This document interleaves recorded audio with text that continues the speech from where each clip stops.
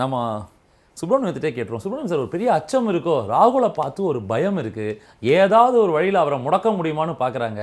பார்லிமெண்ட்லேயும் பார்த்தீங்கன்னா அவருடைய காஸ்ட் சம்பந்தமான ஒரு கேள்வியும் எழுப்பப்பட்டது. அது தொடர்ந்து ஒரு 3வது நாளில் அவர் வந்து பாருங்க, அதுலேயே அவங்க வந்து பேக் ஃபுட்டில் போயிட்டாங்க. அதற்கான ஒரு விஷயமாக என் நலம் விரும்பிகள் ஈடிலேருந்தே சொல்லியிருக்காங்க, ரெய்டு வரப்போகுது ஜாகிரதைன்றாங்க. வாங்க, நான் டீ கொடுக்குறேன், காஃபி கொடுக்குறேன், பிஸ்கட் கொடுக்குறேன்னு சொல்கிறாருன்னா பாஜக மிரண்டு போயிருக்கிறது. அங்கு கருத்து சுதந்திரமும் இல்லை, மோடி சொல்றது தான் அப்படின்றது தான் அவருடைய அந்த கிரிப்டிக் ட்வீட்டாக நம்ம புரிஞ்சுக்கிறோம். அதுதான் நிலவரமா? அதுதான் ராகுல் காந்தி குறிவைக்கப்படுகிறாரா அப்படின்ற கேள்வி எழும்புது. இல்ல, ராகுல் காந்தி உண்மையா சொல்லியிருக்காருன்னு நான் பாக்குறேன். ரைட்டு. ஏன்னா ஆதாரம் இருக்கிறது அப்படின்னு சொல்றாரு அவரு. அவருக்கே தெரியும் 2015 வந்து 12 அந்த நேஷனல் ஹெரால்டு கேஸ் இது பண்ணாங்க அவங்க. 15 அவருக்கு வந்து ஜாமீன் கொடுத்தாங்க. ஒரு 50,000 ரூபாய் பர்சனல் பாண்டுல வந்து அன்னையா சோனியா காந்தி அவர்களுக்கும் ராகுல் காந்தி அவர்களுக்கும் ஜாமீன்ல தான் இருக்காங்க இப்போ அவங்க. சோ அதுக்கப்புறம் பாத்தீங்கன்னா ஒரு இடி ஒரு இது இன்டராக்ஷன் வந்து 2022 நடந்தது. ஜூன் 2022 ஒரு இன்டராகேஷன் போனார் அவரு. அதுக்கப்புறம் வந்து தரவுகள் கொடுத்திருக்கிறாங்க. அதுக்கப்புறம் நடந்துட்டு வச்சுக்கோங்க. அந்த கேஸ்ல வந்து கண்டிப்பாக வந்து ஒரு இன்ஃபர்மேஷன் அவருக்கு வந்திருக்கும். இது இந்த இன்ஃபர்மேஷன் எப்படி வந்ததுன்னு அடுத்தது போவோம். சோ அதனால வந்து இது வந்து அரசியல் குற்றச்சாட்டுல ஆதாரம் இருக்கிறது. ஆனா இடி வந்து அவர் மேல கேஸ் ஃபைல் பண்ணிருக்காங்க. அந்த கேஸோட இன்னைக்குள்ள நிலைமை வந்து கண்டிப்பாக ராகுல் காந்திக்கு தெரியும். உங்களுக்கு எனக்கு வேணா தெரியாம இருக்கலாமே தவிர அந்த நேஷனல் ஹெரால்டு கேஸ்ல இடி எடுத்த நடவடிக்கைகள், அதற்கு அடுத்த கட்ட நகர்வு எல்லாமே அவருக்கு தெரியும். இது நேஷனல் ஹெரால்டு கேஸ் சம்பந்தப்பட்டதாக தான் இருக்கும் நீங்க முடிவுக்கு வந்துட்டீங்க. ஏன்னா இல்ல இடின்னு அப்படிதான் இருக்கு. இப்ப அதாவது இடி வந்து இடிக்கு முன்னாடி ஒரு அப்பியர் ஆயிருக்காரு, 2022 அப்பியர் ஆயிருக்கிறாரு. அதற்கப்புறமாக என்னென்ன நடவடிக்கைகள் எடுத்திருக்குன்னு அவருக்கு தெரியும். ஏன்னா அவருக்கு கம்யூனிகேஷன் அவுட் தானே தெரியும், நமக்கு தெரியாது இல்ல. இன்னும் வலைதளங்கள் எல்லாம் பொதுவா வழியில வரல. சோ ராகுல் காந்தி ஐயா அவர்களுக்கு வந்து அவங்களுக்கு பதில் அளிச்சிருப்பாங்க. அந்த பதில்ல வந்து அவங்க சாட்டிஸ்ஃபை இருக்க மாட்டாங்க. அதனால அங்க உள்ள இன்சைடர் யாரோ அவருக்கு இன்ஃபர்மேஷன் கொடுத்திருக்காங்கன்றாங்க. அந்த இன்சைடர் யாருன்னு அவர் சொன்னாருன்னா கண்டிப்பாக அவருடைய பணி, அதாவது கான்பிடென்ஷியல் இன்ஃபர்மேஷன் ஒரு ஓட் எடுத்திருப்பாங்க. இடி கவர்மெண்ட் ஆபீஸ்ல யாரோ வேலை செய்யறவங்க எல்லாருமே தங்களுக்கு தெரிந்த அந்த தகவலை வந்து அரசாங்க இதுல யாருக்குமே தெரிவிக்க கூடாது.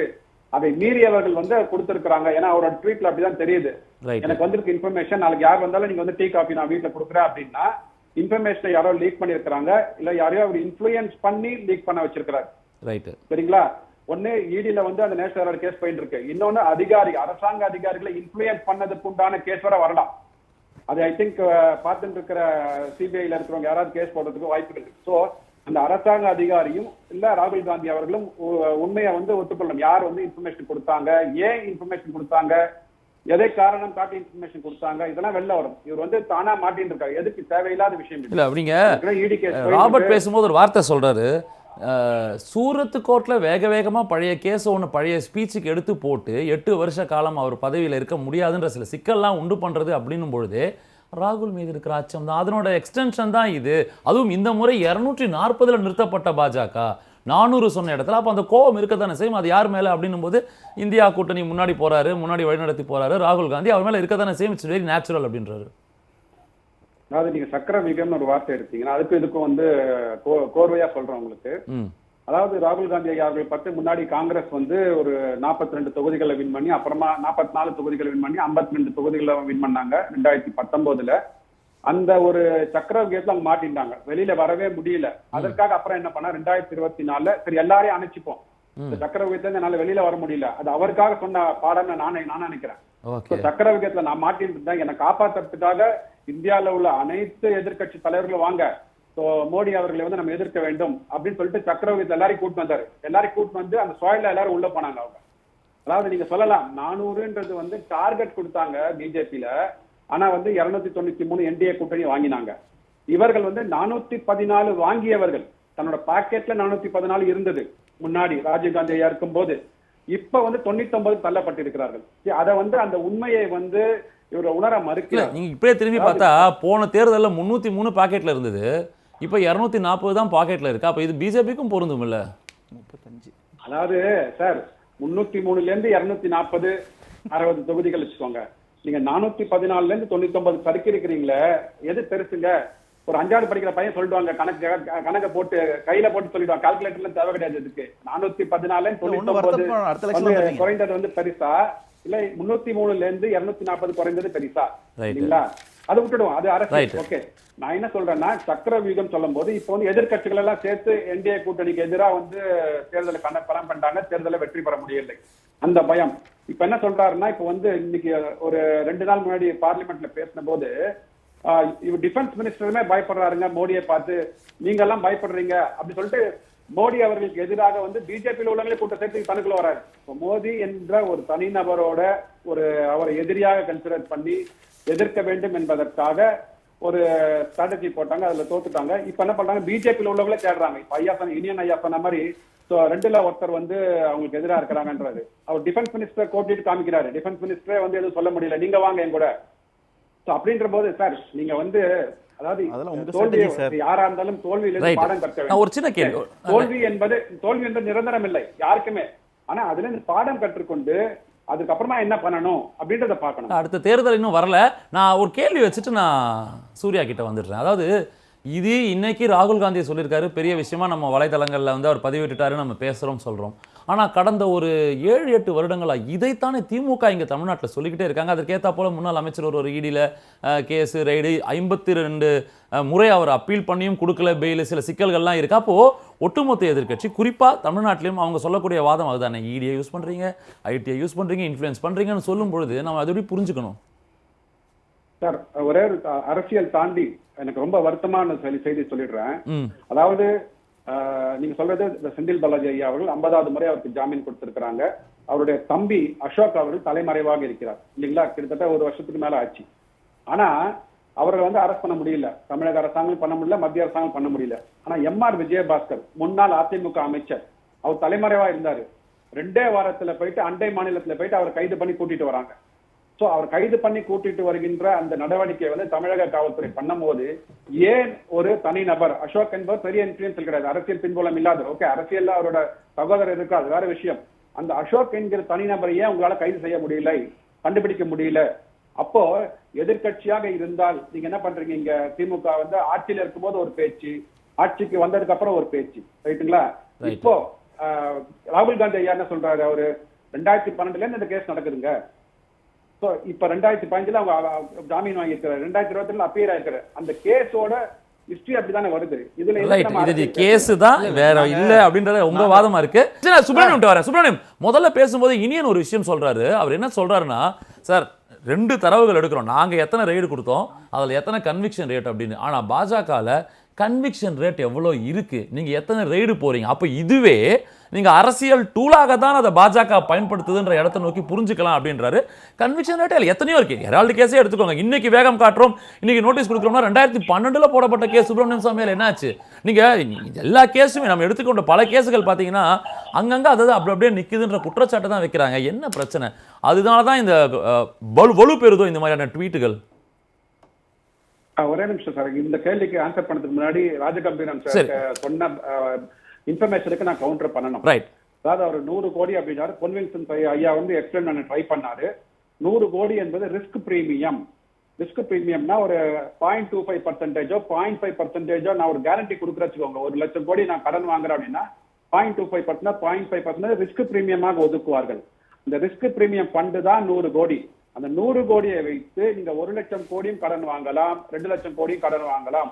ரிஸ்க் பிரீமியம் வந்து யார் கடன் கொடுக்க போறாங்களோ அவர்களை பொறுத்தது. அதனால வந்து இந்த 100 கோடி தான் எம்எஸ்எம்இக்குன்றது தவறான வாதம். ஐயா சொன்ன மாதிரி, பொன்வின்சன் சொன்ன மாதிரி 22 நான் கேட்ட கேள்வியினுடைய 2வது கேள்வி.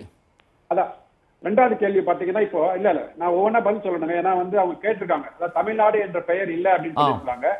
சென்னை விசாகப்பட்டினம் இண்டஸ்ட்ரியல் காரிடோர், சென்னை என்பது எனக்கு ஆந்திர பிரதேச இருக்கு. ரோடு வருதுங்கறக்கா தமிழ்நாட்டுக்குரிய நிதி, அது தமிழ்நாட்டுக்கானது. முடிச்சிட்டார் அவர் நேரம், அது முடிச்சிட்டோம். தமிழ்நாட்டுக்கானதா? முடிச்சிட்டோம் கம்பீரம் சார். வரட்டும். சென்னையில ஒரு ரோடு போடுறாங்க, சென்னையில வந்து ரோடு முடியுது அப்படின்னா நான் இங்கேருந்து எக்ஸ்போர்ட் பண்ண முடியும், அங்கேருந்து இம்போர்ட் பண்ண முடியும் விசாகப்பட்டினத்துல இருந்து. அப்ப எனக்கு வந்து வருமானம் இன்க்ரீஸ் ஆகாதா? ஒண்ணு. அந்த மாதிரி ஹைதராபாத்ல யார் ஆட்சியில் இருக்கான்னு தெரியும், பெங்களூர் யாரில் ஆட்சியில் இருக்கான்னு தெரியும். ஓகே, இவர்கள் எல்லாம் வந்து என்டிஏ கூட்டணியில இல்லாத மாநிலங்கள், ஆனா அவர்களுக்கு வந்து நிதி ஒதுக்கீடு பண்ணப்பட்டிருக்குது. ஓகே, 2வது பாத்தீங்கன்னா சொல்ற குற்றச்சாட்டு நான் முடிக்கிறேன் சார். அதாவது தமிழ்நாடு என்ற பெயர் இருந்தா மட்டுமே நான் வந்து அங்க போவேன், இல்லைன்னா போக மாட்டேன்னு சொல்லிட்டு நிதி ஆயோக் கூட்டத்தை வந்து புறந்தள்ளினார் நம்ம மு க ஸ்டாலின் ஐயா அவர்கள். ஆனா கர்நாடகா என்ற பேருமே இல்ல. கர்நாடகா என்ற பேருமே தமிழ் அந்த பட்ஜெட் இந்திய நிதிநிலை அறிக்கையில இல்ல. ஆனா அவர் மேகதாது அணைக்காக அவர்கள் உரிமையை வந்து நிலைநாட்டுவதற்காக டி.கே. சிவகுமார் போயிருக்காரு. அப்ப என்ன பார்க்கணும், எனக்கு என்ன வேணுமோ அதை போய் நான் நிலைநாட்டணும்னா இதெல்லாம் வந்து நீங்க சொன்ன மாதிரி முந்தைய பட்ஜெட்ல தமிழ்நாட்டின் பேர் இருக்கா? இல்ல, பேர் இருக்க வேண்டும் என்ற அவசியம் கிடையாது. உள்ள ஒதுக்கீடு எவ்வளவு இருக்கு அதுதான் பார்க்கணும். அதை எடுத்து கொண்டு போய் எனக்கு கம்மியா வந்திருக்கா ஜாஸ்தியா வந்திருக்கான்னு பாருங்க. அதை விட்டுட்டு எப்பவுமே நான் அரசியல் தான் பண்ணுவேன், அவியல் தான் பண்ணுவேன் அப்படின்னா வந்து மக்கள் coming back to your sir conviction rate வந்து, அதாவது நீங்க பாத்தீங்கன்னா இப்ப ராகுல் காந்தியோட கேஸ் 2012 இருந்து 2024 12 வருடங்கள் வந்து ஈர்த்தடிச்சுட்டு இருக்காங்க அப்படின்னா இதுல வந்து இடி விட்டுருப்பாங்களா என்ன? இவர்கள் தரவுகள் கொடுக்க மாட்டாங்க, வாய்தாக்கு மேல வாய்தா வாங்கிட்டு இருக்கிறாங்க. அதனால பாத்தீங்கன்னா உங்களுக்கு நீங்க நெருக்கும் போது ஏதாவது ஒரு காரணத்தை காட்டி ஏதாவது ஒரு டாக்குமெண்டேஷனை காட்டி எஸ்கேப் ஆயிட்டு இருக்காங்க, ஜாமீன் வாங்குறாங்க. இது வந்து இருதரப்பு பேரையும் வந்து இந்த குற்றம் சாட்ட வேண்டும். அதாவது மத்திய அரசுல உள்ள இடி அமைப்பாக இருக்கட்டும், அவங்க வந்து யாராக இருந்தாலும் சரி, எதிர்கட்சியாக இருந்தாலும் ஆளுங்கட்சியாக இருந்தாலும் சரி, அதற்குண்டான தரவுகளை எடுத்துக்கொண்டு அதுக்கு அரெஸ்ட் பண்றதுக்கு உண்டான, அதாவது அந்த அரெஸ்ட் வாரண்ட்டை வாங்கிட்டு அவங்க அரெஸ்ட் உள்ள கொண்டு வந்ததுக்கு அப்புறமா என்னென்ன நடவடிக்கைகள் எடுக்கணும் அதை பார்க்கணும். இல்ல இதுல வைக்கக்கூடிய வாதம் என்னன்னா, அரவிந்த் கெஜ்ரிவால், ஹேமந்த் சோரன் எதிர்கட்சிகள லைனா வர்றாங்க. ஆனா இங்க மனிதருள் புனிதர் யாரு அப்படின்னா நேற்று இங்க வந்து சேரக்கூடிய அஜித் பவாரோ ஹேமந்த பிஸ்வாஸோ நாங்க கிளீன் சீட் கொடுக்குறோம், அவங்களுக்கு போஸ்டும் கொடுக்குறோம் அப்படின்றதுதான் இங்க பெரிய வாதம்ன்றதா முரளி ராஜகம்பீரம் சொல்றாரு. ஓகே ரைட், அதுக்காக வரேன் நான். அரவிந்த் கெஜ்ரிவால் வந்து அவருக்கு மேல தரவுகள் இருந்தது, முதல்ல வந்து கேஸ் ஃபைல் பண்ணாங்க, அப்புறமா வந்து அவர் ஜாமீன்ல வந்தார். ஸோ ஜாமீன்ல வர்ற அளவுக்கு அவருக்கு வந்து டாக்குமெண்ட் எவிடன்ஸ் அவரால் கொடுக்க முடிஞ்சது. அதாவது நான் வந்து சாட்சிகளை கலைத்து விட மாட்டேன், டாக்குமெண்ட்களை அழித்து விட மாட்டேன்னு சொல்லிட்டு கோர்ட்ல ப்ரூவ் பண்ணினதுனால அவருக்கு வந்து ஜாமீன் கொடுத்தாங்க. ஆனா நம்ம 50 அடிச்ச நம்மளுடைய செந்தில் பாலாஜி அவர்களால ஜாமீன் விட்டு வெளியில வர முடியல அப்படின்னா இன்ஃபுளுன்ஷியலா இருக்கிறாரு அவரு, சாட்சிகளை கலைத்து விடுவார், இல்ல டாக்குமெண்ட்டை வந்து சேஞ்ச் பண்ணிடுவான்ற ஒரு பயத்தினாலதான் கோர்ட் வந்து கொடுக்க மாட்டாங்க. இப்போ கமிங் பேக் டு இது பாத்தீங்கன்னா, இந்த அரசியல் கட்சிகளுக்கு அரசியல் கட்சி தலைவர்களுக்கு வந்து ஜாமீன் கொடுப்பது என்பது அந்த கேஸோட தரத்தை பொறுத்து இருக்குது, என்ன ஸ்டேஜ்ல இருக்குது. ஓகே, அந்த ஸ்டேஜை தாண்டி ரொம்ப சீரியஸான போயிடுச்சுன்னா அவர்களுக்கு கொடுக்க மாட்டாங்க. அப்படிதான் போறது. அதுல ஹேமந்த் பிஸ்வாஸ் இப்போ அவங்க சரி கேஸை வெளியில விட்டுருக்காங்க, நீங்க எதிர்கட்சிகள் கேஸ் போடலாமே. எதிர்கட்சிகள் கண்டிப்பாக ஒரு குடிவு இந்திய ஆளுகின்ற கட்சி தான் சார் அதை நம்ம முன்னெடுத்து செய்ய வேண்டிய அவசியம் இருக்கு. எதிர்கட்சிகள் அறிக்கை விடலாம், கோர்ட்டுக்கு போகலாம்ன்ற வாதம் இருக்குல்ல. எல்லாமே அரசியல் தான். ஊழலுக்கு ஜீரோ அப்படின்னு சொல்றப்ப யாராக இருந்தாலும் ஜீரோ தானே. முதலமைச்சர் ஸ்டாலின் 15 முன்னாள் அதிமுக அமைச்சர்களுக்கு போயிட்டு முன்னாள் கவர்னர்ல போயிட்டு கேஸ் கொடுத்தாரு, இவங்களெல்லாம் நீங்க வந்து புக் பண்ணுங்க, ஊழல் குற்றச்சாட்டு விசாரிக்க வேணும்னாரு. இவர் ஆட்சிக்கு வந்ததுக்கு அப்புறம் என்னங்க ஆச்சு, அந்த 15 முன்னாள் அமைச்சர்கள் அதிமுக அமைச்சர்கள் மேல, சரி அதிமுக அமைச்சர்கள் மேல நீங்க வந்து நடவடிக்கை எடுக்கணும்னா கவர்னர்கிட்ட போகணும். அமைச்சர்களுக்கு எதிராக ஒருத்தர்கள் குற்றம் பண்ணிருப்பாங்க இல்லையா, அவங்க சாதாரண மக்களா தானே இருப்பாங்க, இல்ல சாதாரண நிறுவனமா தானே இருப்பாங்க, அவர்கள் மேல நீங்க கேஸ் போடலாமே, ஏன் விட்டீங்க? Right, I get your point. அரசியல் என்று வரும்போது right, I get your point.